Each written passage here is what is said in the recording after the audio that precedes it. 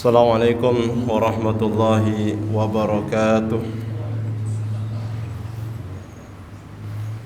Alhamdulillahi rabbil alamin, hamdan na'imin, hamdan syakirin, hamdan yuwafi ni'amahu wa yukafi'u mazidah. Ashhadu an la ilaha illallah wahdahu la syarika lah, wa ashhadu anna Muhammadan abduhu wa rasuluh. Allahumma salli wa sallim wa barik ala nabiyina Muhammadin wa ala alihi wa sahbihi ajma'in, amma ba'd. Rabbi shrah li sadri wa yassir li amri wa hlul 'uqdatam min lisani yafqahu qawli. Rabbi zidni ilma warzuqni fahma.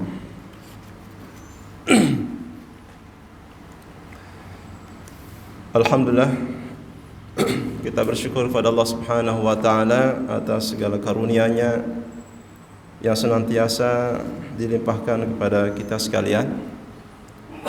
Alhamdulillah, kita telah melaksanakan salat maghrib berjamaah. Mudah-mudahan Allah senantiasa meridhai kita semuanya, menuntun kita dengan taufiknya untuk selalu melaksanakan berbagai amal ibadah dan amal soleh, memudahkan kita dalam melakukan kebaikan-kebaikan. Salawat dan salam semoga senantiasa terlimpahkan kepada Nabi kita Muhammad sallallahu alaihi wasallam, keluarga dan para sahabat, dan juga kepada umat beliau. Pada kesempatan hari ini kita akan mencoba untuk membahas masalah yang hari ini banyak terjadi. Kalau kita melihat huru-hara ataupun situasi-situasi yang banyak menyita perhatian kita sebagai warga Indonesia, khususnya umat Islam, maka kita bisa menyimpulkan situasi dan keadaan-keadaan yang terjadi ini ke dalam dua kesimpulan. Yang pertama adalah permasalahan yang berkaitan masalah syubhat atau yang berkaitan masalah akidah kita sebagai umat Islam. Yang kedua adalah masalah yang berkaitan masalah syahwat, syahwat sebagai manusia. Ini dua hal yang sangat penting.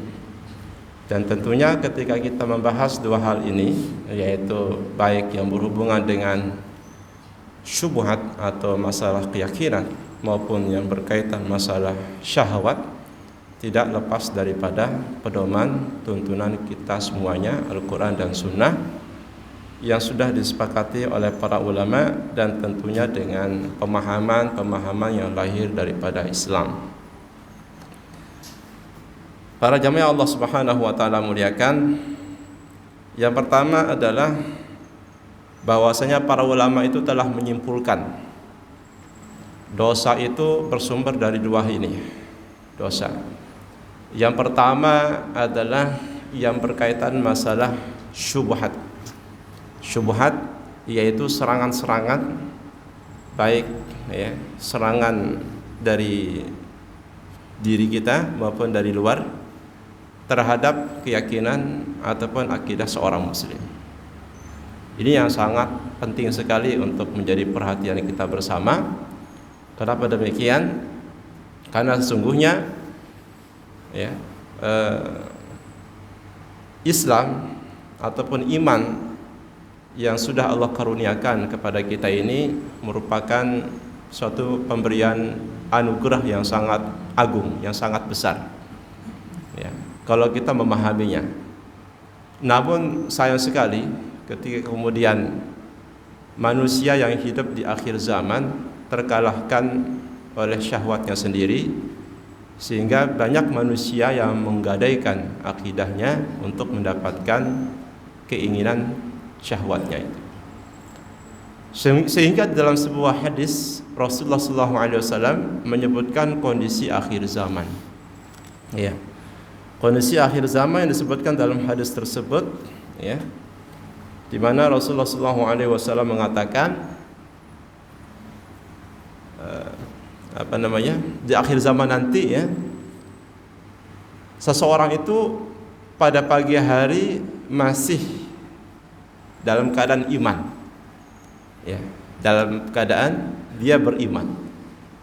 Namun di sore hari dia sudah kondisinya berbalik 180 derajat dalam keadaan kufur. Ya, kenapa demikian? Ya, karena dia yabi'u dinahu bi'arad minad dunya. Ya. Dia telah menggadaikan agamanya dengan sedikit kekayaan dunia. Ya, jadi persis seperti hari ini, seorang muslim karena penyakit syahwatnya mengalahkan dia, dikuasai oleh keinginan dia terhadap dunia ini, akhirnya menjual akidahnya. Banyak yang kemudian berprofesi atau bekerja sebagai dukun misalnya, ya, atau supranatural, ya, natural begitulah, atau orang pintar, ya. Nah, kalau kita melihat, ya, dalam tinjauan akidah Islam, sebenarnya itu melawan fitrah manusia. Orang yang meyakini sesuatu yang tidak bisa dilakukan oleh manusia biasa, ya, hanya bisa dilakukan oleh Allah Subhanahu wa taala, dia telah melawan fitrahnya sebagai manusia. Makanya kalau kita kembali mengkaji akidah kita tentang kehidupan ini, maka kita tidak akan mungkin menundukkan akal kita, fitrah kita yang lurus ini terhadap keyakinan kepada makhluk itu, keyakinan kepada jin, keyakinan kepada syaitan yang dikatakan oleh paranormal, para dukun, orang pintar atau para supranatural itu sebagai, ya, golongan-golongan yang mengetahui perkara gaib. Karena kalau kita kembali lagi, yang menciptakan langit dan bumi Allah Subhanahu wa taala, yang memberi jaminan rezeki kepada seluruh makhluk, entah manusia, entah hewan, entah tumbuh-tumbuhan, adalah Allah Subhanahu wa taala.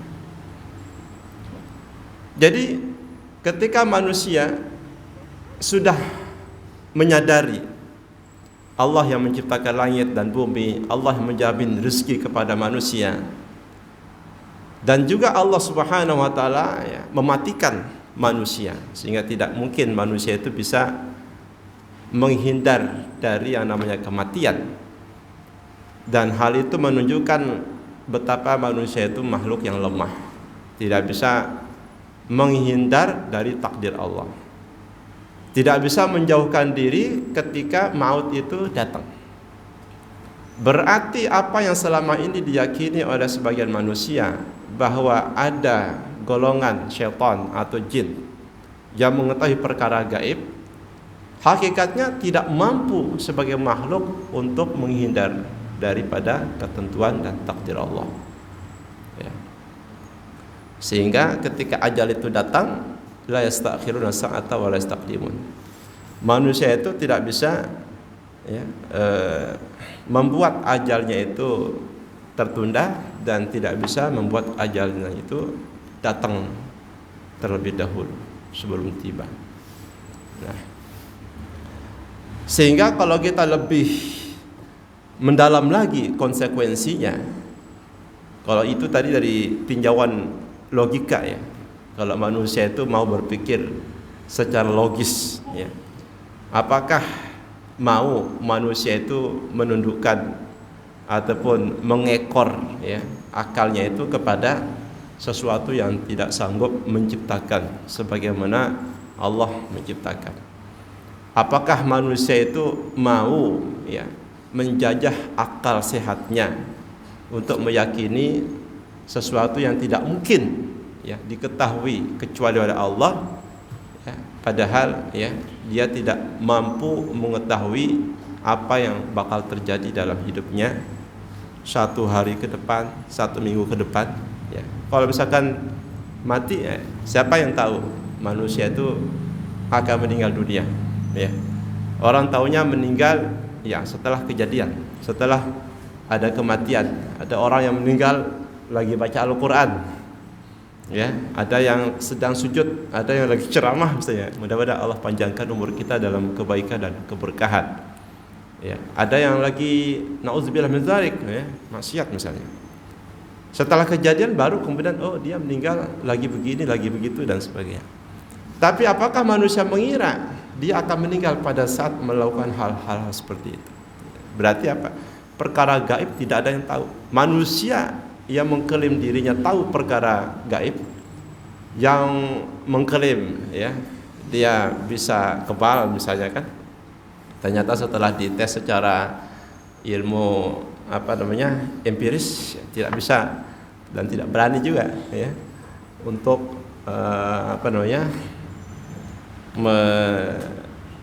menerima tes ya untuk dibedah katakanlah seperti itu. Ternyata kan ya, tersingkap, manusia itu lemah begitu. Jamaah yang Allah Subhanahu wa taala muliakan, maka Rasul mengatakan man atakahiran aw arrafan fasalu an syai'in fasaddaqahu lam tuqbal salatu arba'ina yauman. Orang yang datang kepada seorang peramal atau dukun bertanya tentang sesuatu ya. Tentunya kalau orang datang ke seorang peramal ya yang meramalkan ya tentang pekerjaan, tentang masa depan ya, tentang jodoh, tentang usaha, tentang perdagangan, tentang nasib dia ya, dengan satu tanda tertentu ya, dengan hari atau dengan sesuatu yang lain, tentang perkara gaib pada intinya. Lalu dia mempercayai jawaban dari paranormal atau dukun itu, maka konsekuensinya yang paling ringan itu 40 hari sholatnya sia-sia. Pahalanya tidak tercatat dari sholat yang dilakukan selama 40 hari ke depan ya. Jadi udah itu bisa berkonsekuensi luar biasa ya. Sholat yang merupakan ya tiang agama, bahkan rukun kedua setelah syahadat, dan juga amalan pertama yang akan dihisab di hari kiamat sebelum amal-amal yang lain, justru 40 hari sholatnya sia-sia, tidak tercatat sama sekali pahalanya. Ini konsekuensi yang ringan. Kalau datang sama dukun bagaimana? Man ataka hinan fasa'alahu an syai'in ya faqad kafara bima unzila ala Muhammad sallallahu alaihi wasallam. Lebih berat lagi akibat mendatangi dukun ya. Karena mungkin kalau dukun itu meramalkan masa depan ya, meramalkan tentang kesengsaraan, tentang nasib baik, nasib buruk. Yang intinya adalah seperti keyakinan masyarakat jahiliyah masalah tiarah. Nah, kalau sekarang mungkin tiarah itu model-model kayak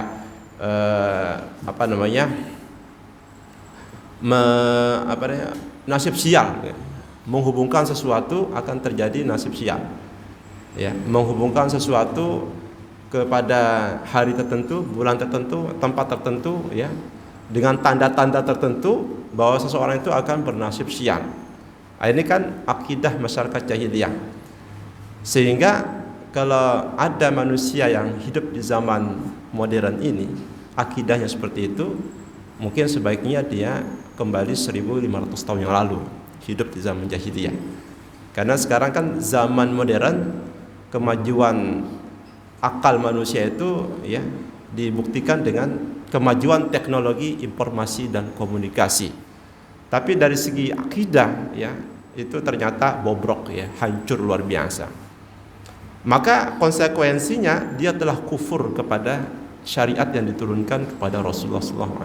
Jadi ini adalah lebih berat lagi. Datang kepada dukun, bertanya lalu percaya sama dukun itu, enggak percaya sama Allah Subhanahu wa taala, maka telah kufur terhadap syariat yang dibawa Rasulullah SAW. Jadi kan berat sekali, sehingga tidak dapat pengakuan sebagai umat Rasul di hari kiamat ya. Sedangkan manusia ataupun manusia-manusia yang hidup sebagai umat Rasul ini ketika di hari kiamat nanti sangat ya membutuhkan pertolongan ya, syafaat. Karena di antara syafaat Nabi itu adalah syafaat supaya ada umat ini yang masuk surga tanpa hisab ya. Disebutkan dalam sebuah hadis Nabi ada 70.000 ya manusia dari kalangan umat beliau masuk surga tanpa hisab dan tanpa azab. Kemudian ada syafaat supaya hisab itu disegerakan, karena umat manusia dikumpulkan dalam satu padang mahsyar dalam waktu yang luar biasa lamanya, kemudian dalam kondisi yang menegangkan, sehingga mereka sudah tidak tahan lagi. Ya, ada yang keringatnya karena matahari juga udah dekat dari atas kepala. Keringatnya ada yang di perut, ada yang sampai di leher, ada yang di kepala, bahkan ditenggelamkan dengan keringatnya sendiri. Maka manusia itu kemudian mendatangi satu persatu Nabi Adam, Nabi Ibrahim, Nabi Nuh, ya, sampai kemudian Nabi Isa, Nabi Ibrahim, sampai kemudian Nabi Muhammad SAW. Kemudian hisab itu dimulai. Ya, jadi dihisablah kita manusia ini. Maka kita adalah umat manusia yang pertama kali dihisab, umat Rasulullah SAW, dan yang pertama kali masuk surga. Ya. Jadi setelah hisab itu ditakdirkan masuk ke dalam surga ya umat ini.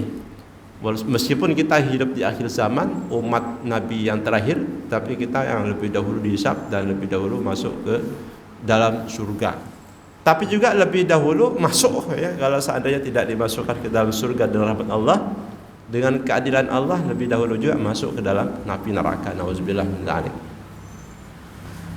Jamaah Allah Subhanahu wa taala muliakan, maka ini tentu masalah syubhat, ya.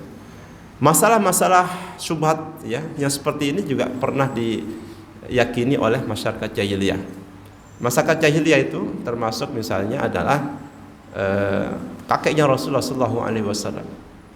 Ketika kakeknya Rasulullah SAW itu mau menyembelih Abdullah, ayah Nabi, ya, ayah Nabi mau dipotong sama orang tuanya sendiri, itu diberi saran oleh keluarga kerabat-kerabatnya supaya meminta pendapat dari seorang dukun wanita apa yang harus dilakukan.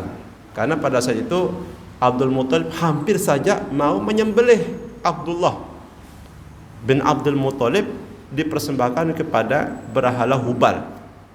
Jadi Hubal ini berhala yang diletakkan di dalam Ka'bah. Yang di Al-Quran yang disebutkan itu 3 berhala. Yang ketiga berhala ini merupakan ketiga berhala terbesar, Lata, Uzzat, dan Manat. Dalam surah Toha itu, Afara'aita Lata wal Uzzat wa Manat ats-tsalitsatal ukhra. Itu ketika dalam peristiwa Fathu Mekah yang terjadi pada sekitar tahun 9 Hijriah, ya. Itu Rasulullah mendapati 360 berhala yang memenuhi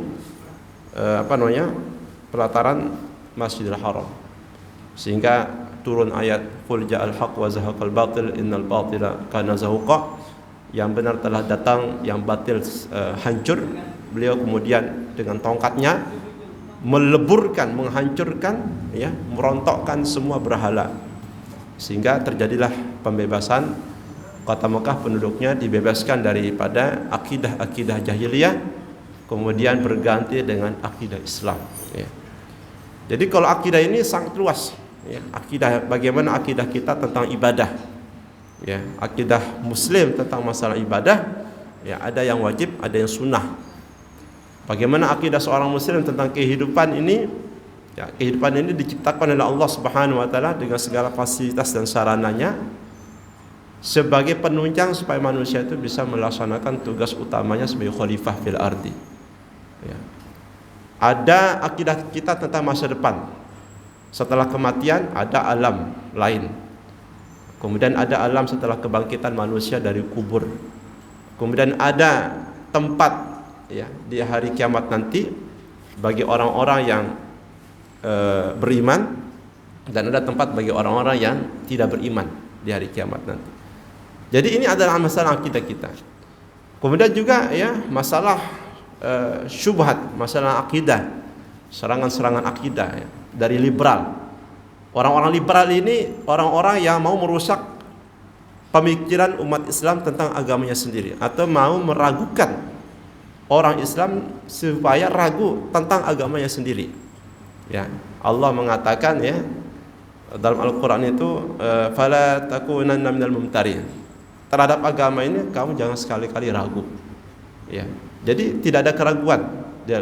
Semua apa yang datang dari Allah tidak boleh diragukan, agar kita itu dikatakan sebagai orang beriman yang sebenar-benarnya beriman. Maka orang liberal ini kemudian tahun 79 itu PBB kemudian memaksa, ya, semua bangsa-bangsa yang bersekutu dengannya untuk menandatangani kesepakatan tentang emansipasi wanita. Karena pada saat itu kemudian orang-orang, katakanlah orang-orang yang bukan Islam ini ingin merusak Islam dari dalam. Maka kalau mau merusak Islam, rusaklah perempuannya. Ya, mau merusak Islam, rusaklah perempuan. Kenapa ya? Karena yang melahirkan generasi manusia bukan laki-laki tapi perempuan. Ya, walaupun Siti Hawa tidak ada yang melahirkan, tetapi ia diciptakan daripada tulang rusuk laki-laki gitu kan. Nah, akhirnya apa? Diberilah kebebasan ya. Mereka mengeluarkan satu resolusi memberikan kebebasan sebebas-bebasnya kepada kaum wanita dalam semua hal, dalam budaya, dalam hukum, dalam sosial, dalam pendidikan, dalam ekonomi ya, dalam pekerjaan. Semua perempuan boleh berekspresi, boleh ya bekerja sebagaimana laki-laki berekspresi dalam hidup ini ya. Jadi kita ini akan dikatakan mendiskreditkan atau mentirikan ya, anak tiri perempuan ya, memojokkan atau tidak menghargai hak asasi wanita sebagai manusia sosial. Ketika kita ya tidak membolehkan istri kita keluar sendirian ya, tanpa mahram ya, atau misalkan tidak membolehkan istri kita bekerja dengan menyingkap aurat, kita akan dianggap telah mendiskreditkan perempuan, tidak menghormati nilai-nilai manusia perempuan ya sebagai manusia sosial. Jadi akhirnya apa? Dikeluarkanlah emansipasi perempuan. Makanya sampai sekarang kita lihat perempuan di mana-mana bebas berekspresi. Itu juga berkaitan masalah akidah ya, serangan-serangan liberal yang dari luar ya. Sehingga liberal itu sebenarnya mau merusak ya, meragukan umat Islam terhadap Al-Qur'an ya. Meragukan umat Islam tentang sholat ya. Makanya di sebagian kampus UIN, mahasiswa-mahasiswa yang masuk dalam fakultas atau jurusan usuluddin, masuk jurusan akidah, mereka di brainwash ya, dalam satu ruangan itu wajib mahasiswa untuk mengikuti kegiatan tersebut, dicuci otaknya ya, sehingga mereka tidak lagi menghormati Al-Quran. Sehingga disebutkan dalam satu kisah ya, bahwa ada seorang dosen yang kemudian mengatakan ini kan cuman buku sambil menunjuk Al-Quran. Ini kan cuman teks ya, bukan teks yang absolut, tapi cuman buku, tidak ada bedanya dengan karya manusia. Nauzubillah min dzalik, seperti itu.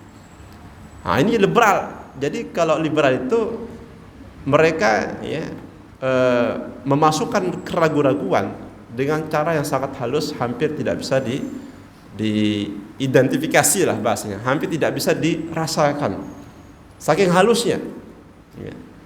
Sehingga mahasiswa itu cukup cerdas, untungnya itu cukup cerdas. Nah, akhirnya apa?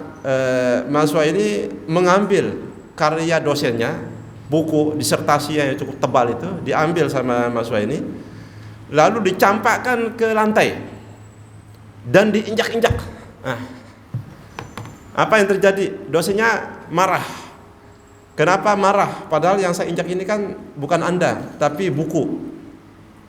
Nah, berarti akhirnya si dosen yang liberal tadi langsung terdiam, tidak bisa menjawab. Ya, karena dia mengatakan Al-Quran kan cuma tes, ngapain sih? Nah, jadi seperti itu. Liberal. Jadi liberal ini juga berbahaya. Ya, cuman dia ada di kalangan tertentu, di kalangan mahasiswa di kampus-kampus ya, di UIN, kayak misalkan UIN Syarif Hidayatullah, UIN Sunan Jati Bandung ya, kemudian UIN yang lain di Makassar. Di sini wallahu alam ya, karena di sini ulun pernah dulu mengisi seminar di UIN tentang Syiah dan bahayanya terhadap akidah umat Islam, tentang Syiah. Sekarang dikabarkan ya, Syiah mendapatkan tempat ya untuk di Muhammadiyah begitu ya. Tapi wallahu alam, mudah-mudahan tujuannya maksudnya baik ya. Mudah-mudahan sebagai satu pendekatan supaya Syiah ini dirangkul untuk kembali ke Ahlus Sunnah wal Jamaah sesuai dengan ajaran Al-Quran dan Sunnah ya. Karena sebab Syiah ini punya keyakinan yang seperti itu, bahwa Al-Quran yang hari ini dipegang oleh umat Islam bukanlah Al-Quran yang asli sebagaimana diturunkannya kepada Rasulullah. Ya, kenapa? Karena mereka berkeyakinan banyak sahabat-sahabat yang kemudian menyembunyikan ayat-ayat yang berkaitan masalah imam-imam mereka. Ya, imam-imam mereka. Sehingga mereka berkeyakinan ayat itu seharusnya sebanyak 17.000 ayat. Kok sekarang cuma 6.000 sekian ayat gitu. Kemana yang ribuan ayat lainnya? Sehingga mereka memasukkan keraguan-keraguan itu kepada Ahlus Sunnah wal Jamaah yang awam ya, yang malas menuntut ilmu ya. Karena itulah kemudian Syiah itu meskipun tidak nampak di permukaan, tapi sebenarnya dia bergerak under the ground ya. Artinya pergerakan orang-orang Syiah Rafidhah itu pergerakan yang tidak bisa dideteksi. Dia bergerak di bawah tanah, tapi dia ya menargetkan para mahasiswa. Ya, mahasiswa itu kalau sudah diracuni dengan pemikiran, maka dia adalah penggerak masyarakat. Ya, kalau kita ingat peristiwa bagaimana turunnya Soeharto, itu digerakkan oleh mahasiswa. Jadi kita jangan sampai menyepelekan, wah ini kan anak muda. Tapi ingat bahwa negara ini terbentuk oleh para pelajar. Ya, PII dulu kan pelajar Islam Indonesia. Kalau kita membaca dalam sejarah ya, bagaimana misalnya Muhammad Nasir ya, yang luar biasa ya, Muhammad Nasir yang kemudian membentuk Negara Kesatuan Republik Indonesia yang semula ya negara feodal atau negara yang terpecah-pecah menjadi negara-negara kecil. Kemudian beliau mendatangi setiap tokoh atau setiap kepala negara di tanah air ini untuk menyatukan kembali sehingga terbentuklah NKRI seperti sekarang. Itu jasa daripada beliau. Kalau seandainya pada saat itu ya tidak disambut beliau kedatangannya oleh kepala-kepala daerah atau kepala negara, ya mungkin kita tidak akan bisa berjumpa ya, karena Kalimantan punya presiden sendiri, Jawa punya presiden sendiri, Sumatera punya presiden sendiri, Padang punya presiden, masing-masing provinsi punya presiden sendiri. Artinya apa? Artinya disinilah dibutuhkannya suatu pengetahuan. Jamaah Allah muliakan. Yang kemudian yang berikutnya berkaitan masalah syahwat. Syahwat ini berkaitan masalah tahta, wanita dan kedudukan ya. Tahta, wanita dan kedudukan. Ini tiga hal yang paling dominan. Sehingga kalau kita membaca di dalam surah Ali Imran ayat 14, Allah Subhanahu wa taala menyebutkan beberapa simbol yang menjadi target manusia dalam hidup dunia ini. Sebutkan zuyyina nas hubbus syahwat minan nisa wal banin wal qanatiril muqantarah minadh dhahabi wal fiddah wal khayl musawwamah wal an'am wal harth. Dzalika mata'ul hayati dunya wallahu indahu husnul ma'ab. Manusia itu dihiasi oleh rasa suka kepada wanita dan kepada harta benda yang banyak berupa perak emas dan juga kepada kendaraan ya berupa kuda yang ditambat, sawah, ladang, dan itu adalah kehidupan dunia yang sangat sedikit. Jadi manusia itu siapapun orangnya, entah dia nabi, entah bukan nabi, entah rakyat biasa, entah penguasa, itu dihiasi fitrahnya itu dengan suka kepada harta benda, ya, kepada wanita. Maka manusia akan selalu berjalan di atas fitrah tersebut, ya. Jadi manusia laki-laki yang mencintai perempuan, ya, laki-laki yang menikah dengan perempuan berarti masih berjalan di atas fitrah yang lurus. Tapi kalau laki-laki misalnya naudzubillah menikah dengan laki-laki, berarti dia sudah menyimpang, sudah melenceng atau sudah menceng daripada fitrahnya, ya. Atau perempuan dengan perempuan sebaliknya. Yang sekarang ini juga sedang berjalan ya program untuk merusak Islam ini.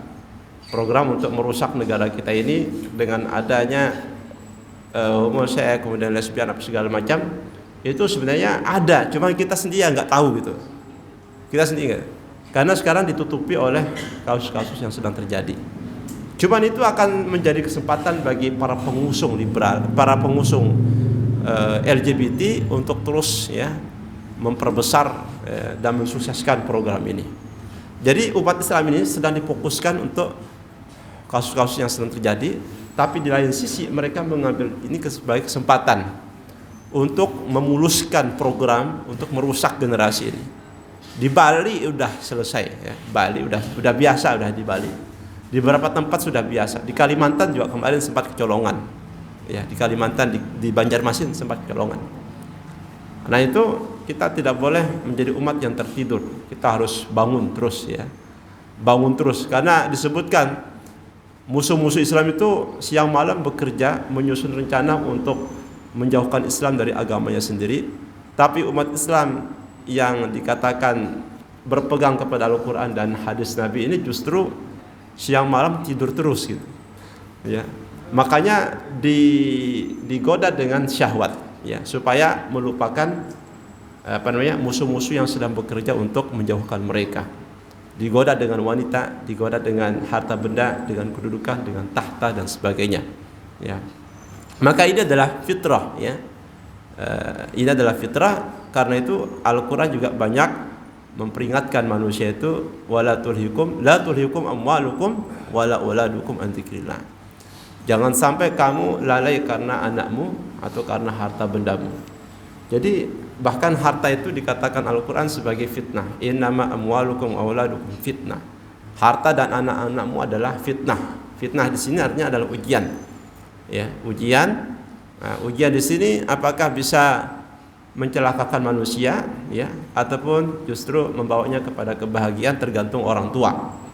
Ya, ada orang tua yang datang mengeluhkan tentang anaknya yang sudah kelas 2 SMA tidak mau sholat di masjid kecuali setelah dibelikan fiction oleh bapaknya. Setelah dibelikan fiction cuma berjalan 1-2 hari, setelah itu enggak sholat lagi. Berarti ini apa? Anak yang menjadi ujian itu ya tidak tidak bisa membawa orang tuanya sukses sebagai pendidik ya. Karena itu kalau kita bercermin kepada Nabi Ibrahim, maka kita akan mendapati satu keluarga yang sukses semuanya. Dia sukses mendidik anaknya sehingga menjadi seorang Ismail yang sangat penyabar, yang sangat ikhlas dengan ujian. Sukses mendidik ya, istrinya ya, Sarah, sehingga dia memberikan Hajar yang merupakan pemberian Raja Mesir untuk kemudian dinikahi oleh suaminya menjadi madunya ya. Sukses mendidik Siti Hajar yang rela ya ditinggalkan Ibrahim demi memenuhi panggilan Rabbnya di tanah gersang, tandus dan kering kerontang, tidak ada sumber kehidupan sama sekali. Ini menggambarkan keberhasilan seorang ayah. Nah sekarang kita yang hidup di zaman yang penuh fitnah, huru-hara akhir zaman, kalau kita tidak bersungguh-sungguh atau meningkatkan kesungguhan mendidik anak-anak kita, mungkin anak-anak kita yang sekarang akan menjadi bom waktu bagi kita orang tua di masa depan mereka. Kenapa? Hari ini kondisi telah membuat sebagian kita orang tua menangis. Bagaimana kalau misalkan generasi hari ini tidak kita didik, maka kita tidak tahu seperti apa nanti anak kita. Apakah anak-anak kita akan mengikuti jejak kita orang tuanya untuk terus mengamalkan Al-Quran Sunnah, atau justru mereka akan berpaling mengikuti kelompok-kelompok manusia yang tidak peduli dengan agama sama sekali. Kalau itu yang terjadi, maka selesai ya.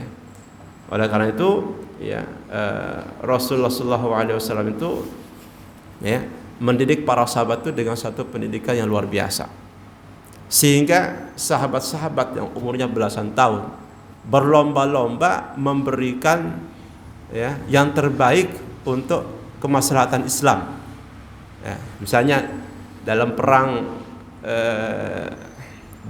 Badar ya, dalam perang Badar itu ada sahabat-sahabat yang banyak meriwayatkan hadis ketika mereka masih usia 13, 14, 15, maju minta izin sama Rasulullah supaya ikut perang.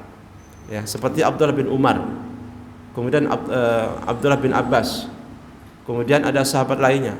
Itu maju nemui Nabi, tolong izinkan saya untuk ikut berperang.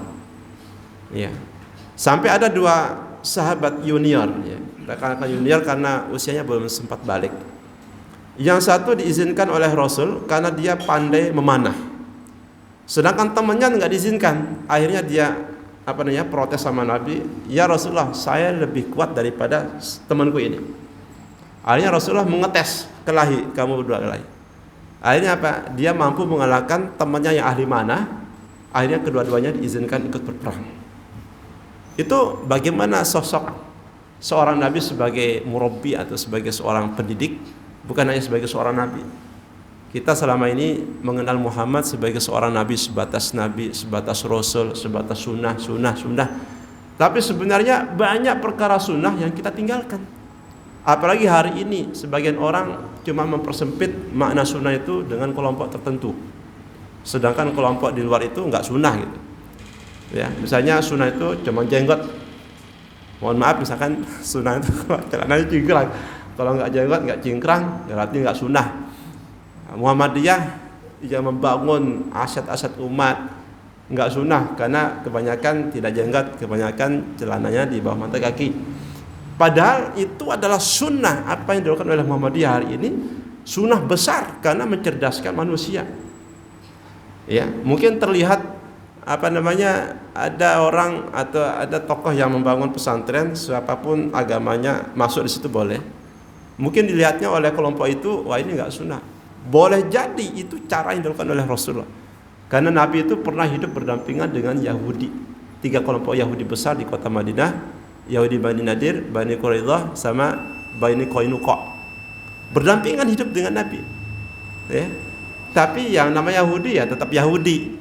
Gitu. Tidak bisa diajak kerjasama untuk menjaga kota Madinah. Diusir oleh Nabi, mereka berpencar ke negeri Syam sampai akhirnya mereka habis dan sekarang mereka membentuk negara sendiri. Mereka gantian mengusir orang-orang Palestina begitu. Nah, artinya apa? Artinya adalah jangan sampai kita mempersempit makna sunnah hanya sebatas perkara-perkara ibadah, padahal sunnah itu lebih luas daripada itu. Semua yang meliputi kebaikan itu sunnah apabila dipandang dalam Al-Quran, sesuai dengan Al-Quran, sesuai dengan hadis. Ya, itu sunnah semua itu. Bagaimana kemajuan teknologi itu kalau dipakai untuk kepentingan Islam itu sunnah. Bagaimana kemajuan macam-macam ini ya, yang sekarang kita lihat kalau dipakai untuk kepentingan media misalnya, itu adalah sunnah. Ya, jadi sunnah ini mari kita memperluas lagi makna sunnah itu. Semua kehidupan ini sebenarnya bisa menjadi sunnah. Ya, apa yang dilakukan oleh Muhammadiyah, kemajuan yang luar biasa, bangun sana sini perguruan tinggi, itu adalah sunnah yang sangat besar. Karena itu berarti mendidik, bahkan itu implementasi daripada perintah Allah, Iqra bismi rabbikal akram, bacalah. Ya, ini wahyu pertama justru memerintah umat Islam itu untuk berilmu, untuk berpendidikan S1, S2, S3 sampai profesor. Ini implementasi daripada firman Allah. Cuman karena kita sudah terbiasa disuguhi dengan masalah-masalah yang kecil, akhirnya tidak melihat masalah besar itu sebagai bagian penting dalam agama Islam. Ya. Inilah yang bisa ulun sampaikan. Ya, mudah-mudahan Allah melindungi kita semuanya, negara kita, dan menjadi negara yang balatun thayyibatun wa rabbun ghafur. Itulah doa kita semuanya. Amin ya rabbal alamin.